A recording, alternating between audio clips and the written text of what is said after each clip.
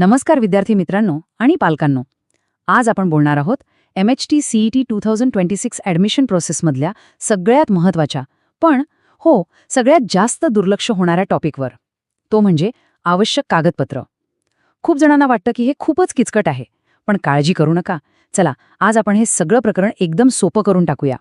तर आपण या 5 स्टेप्समधून पुढे जाणार आहोत.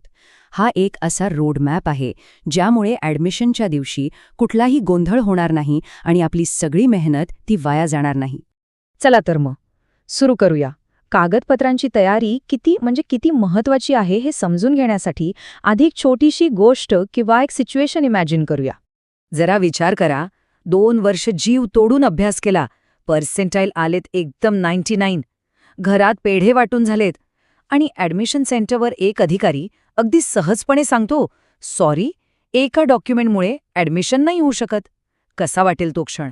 अक्षरशः पायाखालची जमीन सरकल्यासारखं वाटेल, नाही का? सगळा आनंद एका मिनिटात नाहीसा होतो. आणि ऐका, ही काही काल्पनिक गोष्ट नाहीये. हे दरवर्षी हजारो हुशार विद्यार्थ्यांसोबत घडतं, त्यांच्या पालकांसोबत घडतं. म्हणून एक गोष्ट लक्षात ठेवा, चांगले मार्क मिळवणं म्हणजे अर्धी लढाई जिंकणं, पण खरी लढाई, फायनल लढाई, ती तर योग्य कागदपत्र वेळेवर जमा करण्यातच आहे. ठीक आहे, मग आता आपण त्या डॉक्युमेंट्सबद्दल बोलूया जे अगदी प्रत्येकाला लागतात. म्हणजे कॅटेगरी कोणतीही असो, हे डॉक्युमेंट्स हवेतच. हा आपल्या ॲडमिशनचा बेस आहे, पाया आहे. ओके, तर ही आहेत आपली अकॅडमिक डॉक्युमेंट्स. 10वी-12वीची मार्कशीट, सर्टिफिकेट, CT किंवा JEEचा स्कोअर कार्ड आणि सगळ्यात शेवटी LC. आणि इथे एक खूप महत्त्वाची टीप नीट ऐका. ही सगळी ओरिजिनल डॉक्युमेंट्स लॅमिनेट करायच्या आधीच त्यांचे एकदम हाय क्वालिटी कलर स्कॅन करून घ्या आणि स्वतःलाच ईमेल करून ठेवा. का? कारण ऑनलाईन फॉर्म भरताना ह्याच कॉपी अपलोड करायच्या असतात. एकदा का लॅमिनेशन केलं की स्कॅन नीट होत नाही.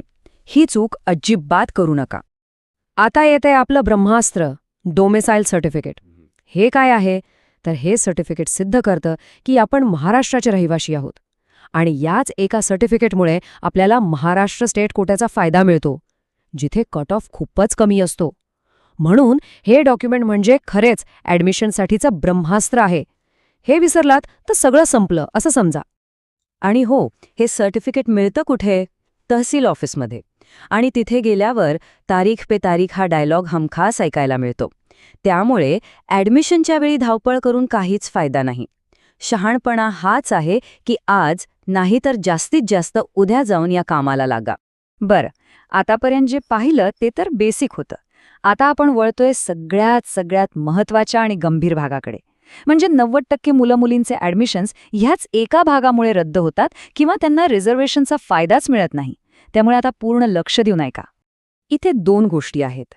एक म्हणजे कास्ट सर्टिफिकेट, म्हणजे जातीचा दाखला, आणि दुसरं म्हणजे कास्ट व्हॅलिडिटी सर्टिफिकेट. खूप जणांना वाटतं की फक्त जातीचा दाखला असला की काम झालं, पण नाही, ते पुरेसं नाहीये.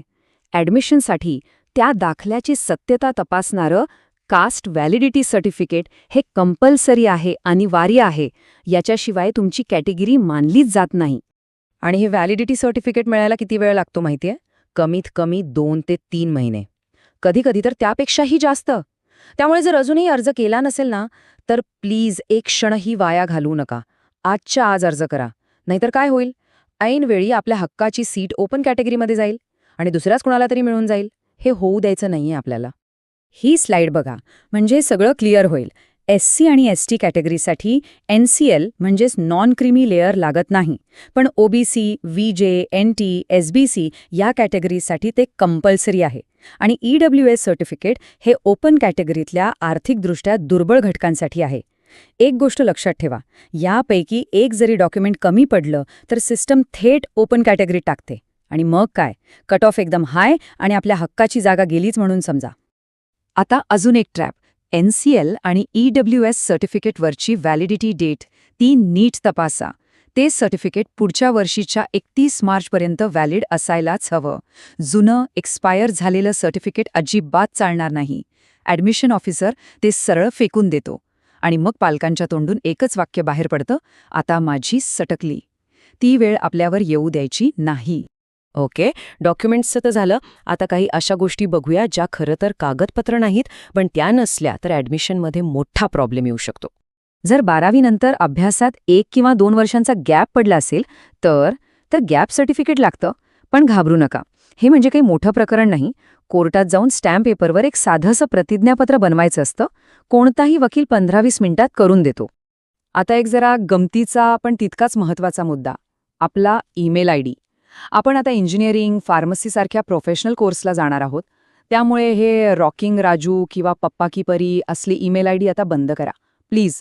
आपलं नाव आणि आडनाव वापरून एक प्रोफेशनल म्हणजे first name dot last name असा एक चांगलासा ईमेल आयडी आजच बनवा.